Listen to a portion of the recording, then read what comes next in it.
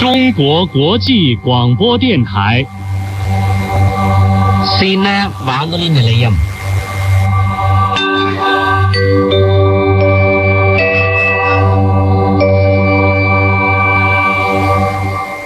சீன வானொலி நிலையம். வணக்கம் நேயர்களே.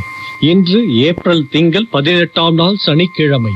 பெய்ஜிங் வானிலை வெயில் 16 டிகிரி செல்சியஸ் முதல் 26 டிகிரி செல்சியஸ் வரை. சென்னை வானிலை மேகமூட்டம் 27 டிகிரி செல்சியஸ் முதல் 34 டிகிரி செல்சியஸ் வரை. இன்றைய ஒளிபரப்பில் செய்திகள், மனமகிழ் நேரம், இசை நிகழ்ச்சி, அன்று இன்று, புத்தக பக்கங்கள், தமிழ் மூலம் சீனம் ஆகியவை இடம்பெறுகின்றன. முதலில் செய்திகள். அறிவிப்பாளர் அருண்.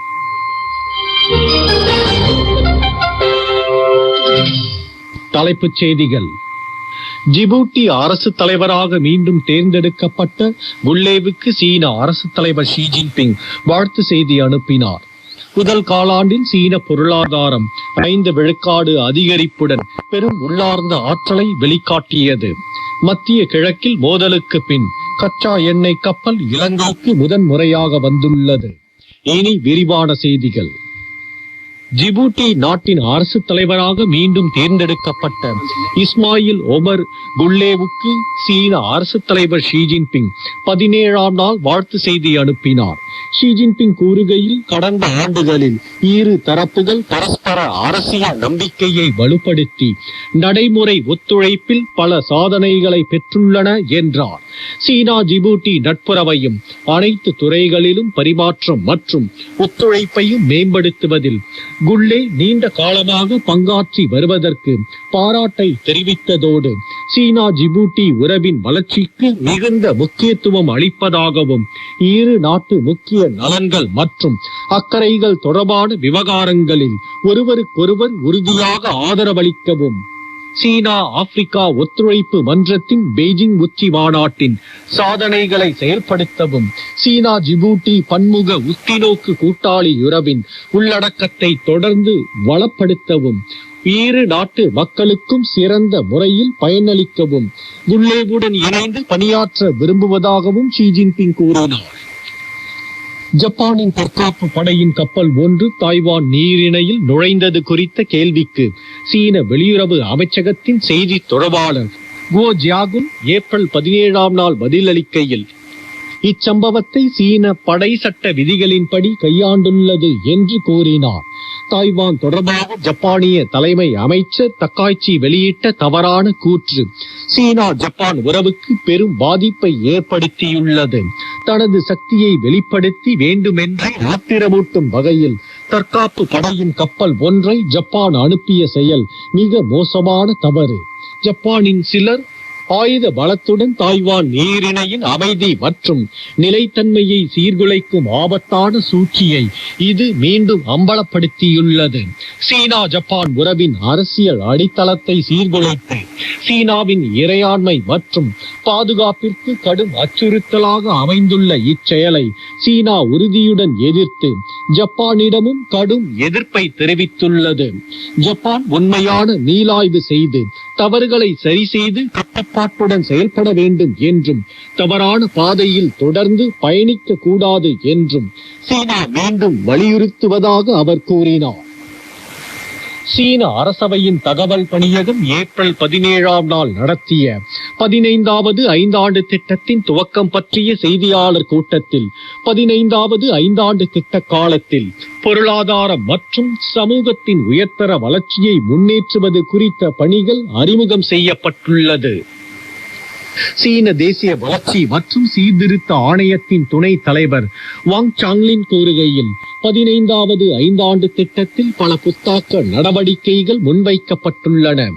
பொருளாதார மற்றும் சமூக வளர்ச்சிக்கான முதன்மை குறிக்கோள்களை தடையின்றி நனவாக்கும் வகையில் அடுத்த கட்டத்தில் 15வது ஐந்தாண்டு திட்டத்தை ஆழமாக செயல்படுத்தி தேசிய அளவிலான சிறப்பு திட்டங்களின் வெளியீட்டை முன்னேற்றவும் 109 முக்கிய மற்றும் பெரிய திட்டப்பணிகளின் நடைமுறையாக்கத்தை விரைவுபடுத்தி பொருளாதாரம் சீரான நிலையில் வளரும் போக்கை தொடர்ந்து வலுப்படுத்தவும் வேண்டும் என்று அவர் கூறினார். நீங்கள் கேட்டுக்கொண்டிருப்பது சீன வானொலி நிலையம் வழங்கும் செய்திகள்.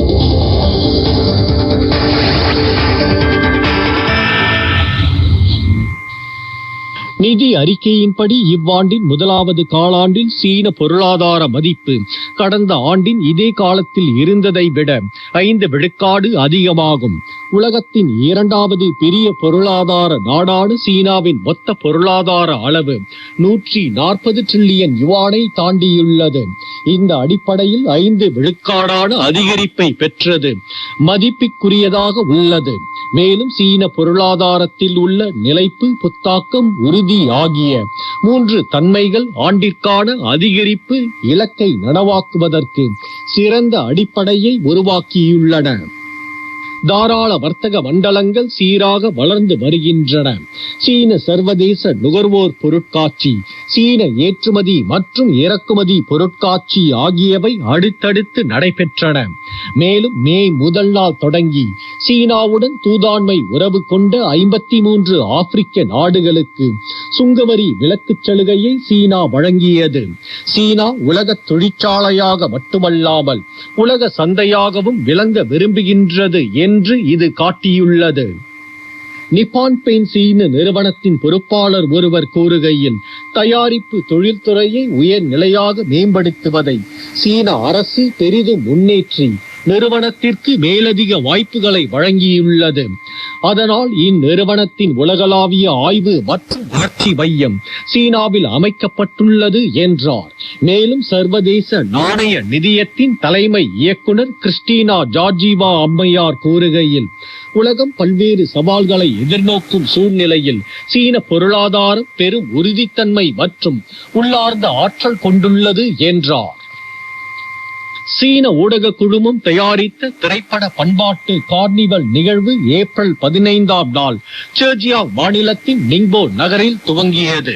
சீன ஊடக குழுமத்தின் CGTN சீனாவின் ரென்மின் பல்கலைக்கழகத்துடன் இணைந்து உலகளாவிய 41 நாடுகளை சேர்ந்த 12,000 பேரிடம் நடத்திய கருத்து கணிப்பின்படி உலகம் சீனாவை அறிந்து கொள்வதற்கான முக்கிய ஜன்னலாக திரைப்படம் திகழ்வதும், சீன பண்பாடு திரைப்படங்களின் வழியாக வெளிநாடுகளில் பெரும் வரவேற்பை பெற்று வருவதும் தெரிய வந்துள்ளது. கடந்த சில ஆண்டுகளாக செழுமையான கருப்பொருட்களை கொண்ட சீன திரைப்படங்கள் சீனாவின் பாரம்பரிய மற்றும் நவீன காட்சிகளை பன்முகங்களிலும் எடுத்து காட்டியுள்ளன. இந்த கருத்து கணிப்பில் பங்கெடுத்தவர்களுள் 81.6 விழுக்காட்டினர் சீன பண்பாட்டின் ஆற்றல் மற்றும் செல்வாக்கு வேகமாக உயர்ந்து வருவதாக கருத்து தெரிவித்துள்ளனர். அதுபோன்று 78.6 விழுக்காட்டினர் சீன பண்பாடு பெரும் ஈர்ப்பு ஆற்றல் கொண்டுள்ளதாகவும், 64.9 விழுக்காட்டினர் பாரம்பரிய பண்பாட்டின் வெளிக்கொணர்வு மற்றும் புத்தாக்கத்தில் சீன திரைப்படங்கள் மற்றும் தொலைக்காட்சி நாடகங்களின் பங்கினை பாராட்டியும் கருத்து தெரிவித்துள்ளனர். தற்போது நடைபெற்று வரும் 6வது சீன சர்வதேச நுகர்வோர் பொருட்கள் கண்காட்சி உலகளாவிய கவனத்தை ஈர்த்துள்ளது.